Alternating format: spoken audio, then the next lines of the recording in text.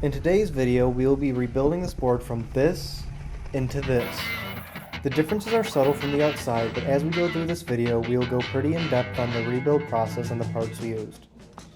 One of the first major changes was moving from belts that slipped or snapped while off-roading to a DIY chain drive system. You can see here me measuring and center tapping the new hole locations for the proper alignment. I was having a hard time clamping the sprocket to my drill press, so I made this small jig from scrap wood to make it easier.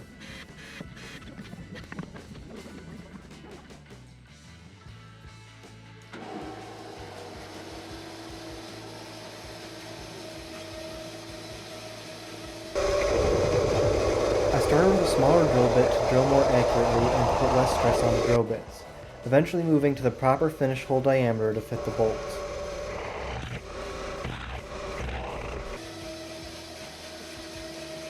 If you like the build in this video, don't forget to subscribe and hit the bell icon to be notified for future projects.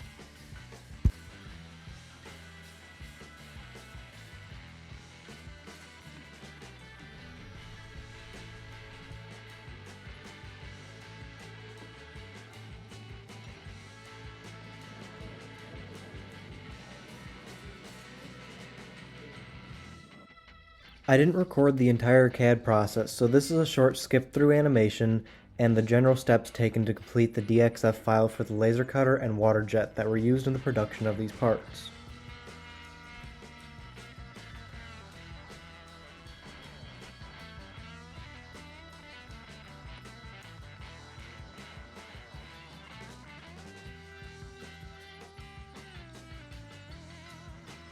I designed these motor mounts to replace the original ones that came with the trucks, as they were non-adjustable, being the main cause for the belt slipping or snapping, and to improve the overall design of the new chain drive system, which used larger motors with a wider bolt pattern.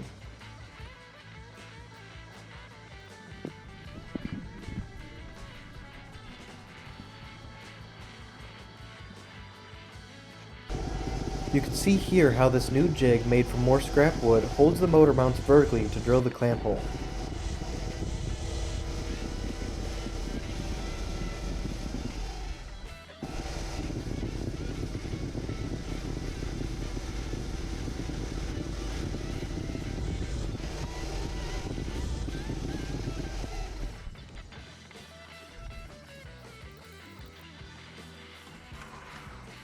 These are M6x40 long nuts that I will cut down to size to act as standoffs for spacing and mounting the sprockets from the wheel.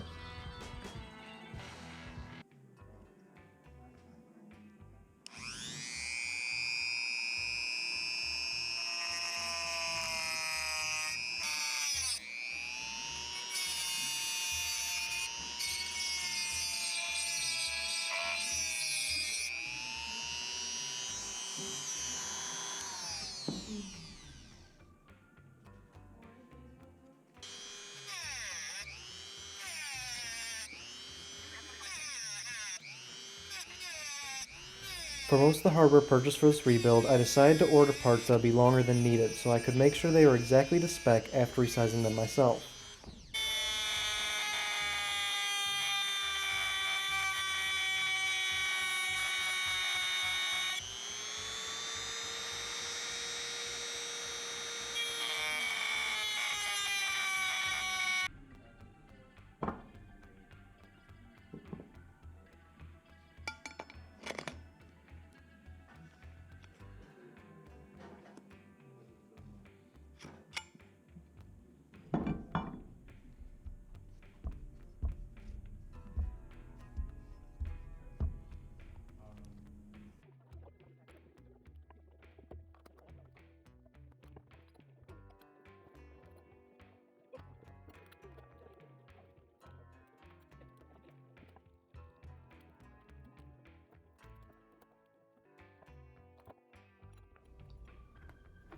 These are the bigger motors I chose for this rebuild. I switched from 6374 190 kilovolt motors from Amazon to 6384 170 kilovolt battle hardened flip sky motors. I did this after one of the cheap ones fell apart mid-ride. It is easy to see there is plenty of adjustment in these motor mounts to accommodate for many sizes of belts or chains.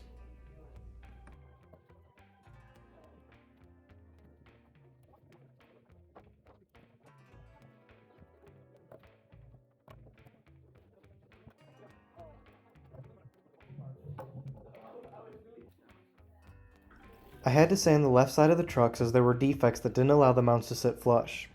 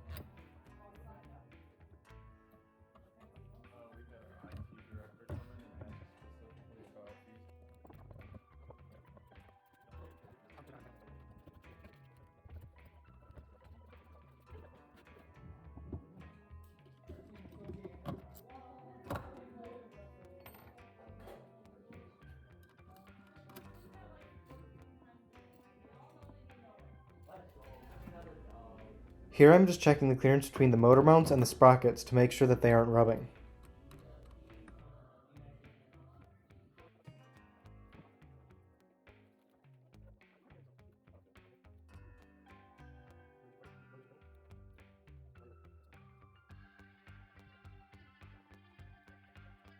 I found using a Dremel with a cutting wheel to separate the chain was by far the easiest way to resize it.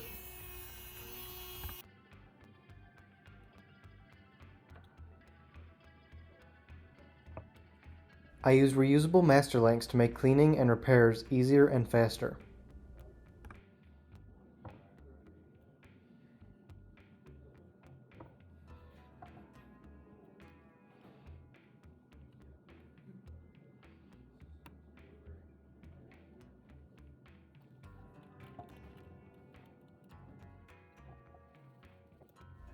While tensioning these chains, I looked at keeping them tight and keeping the wheel spinning freely, with as little drag as possible.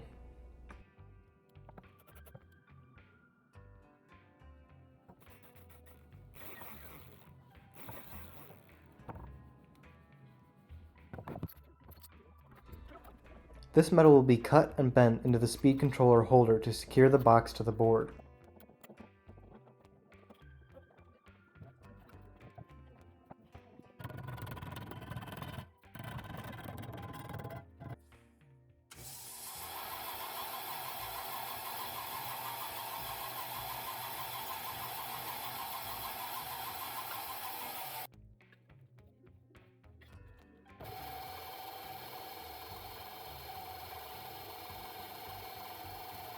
This mount was painted with Rust-Oleum to prevent rust and match the theme of the board.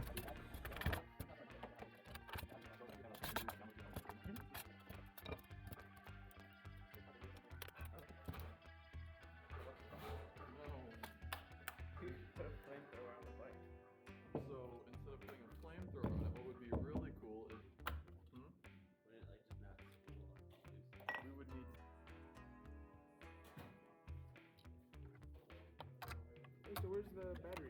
Here? Battery's right there. Oh.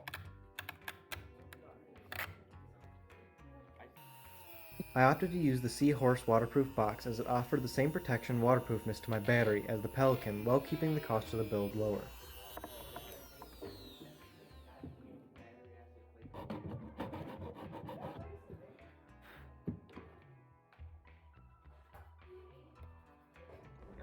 These mounted XT90 connectors have 3D printed housings around them to make it easier to mount to the box with small nuts and bolts.